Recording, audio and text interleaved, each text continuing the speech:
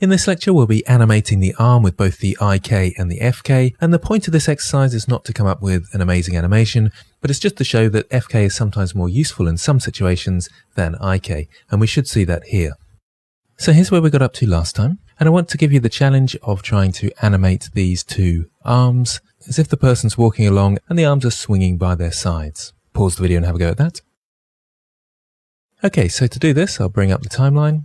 I'll start with the IK this time. I'm already in pose mode. I'll click the record button. I'll just hide the FK as well. Select my controller, go to side view and G to grab. So that's up in this direction.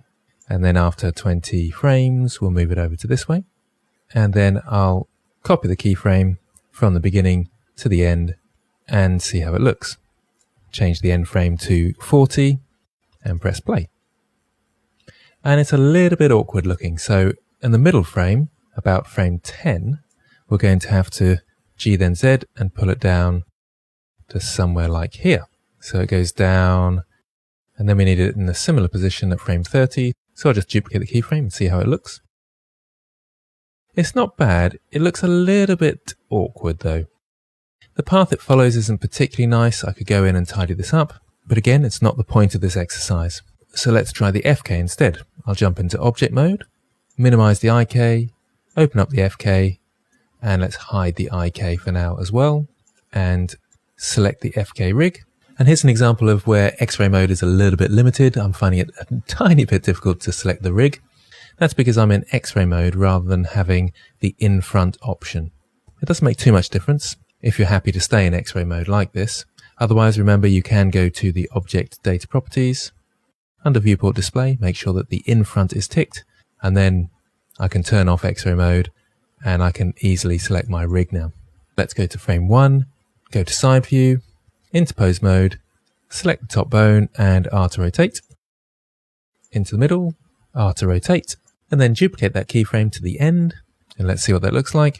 And that looks a fairly natural swing. I'll talk much more about how we can make this look more realistic in later lectures. But notice how much quicker it was with an FK rig on the arm than it was for the IK rig, where we had to reposition that target bone. And I'll go into object mode, bring the IK back so we can see the two next to each other. And you can see this one just looks a little bit more awkward and this one looks very relaxed.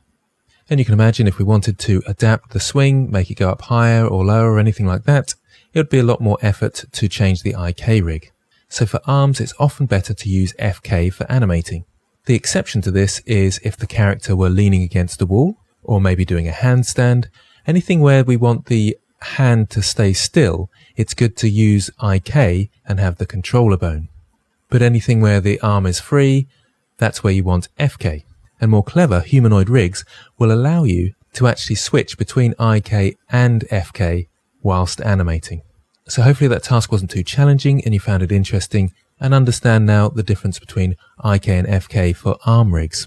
We won't be using this file again, so you don't need to save your work, but of course remember to save if you want it for future reference.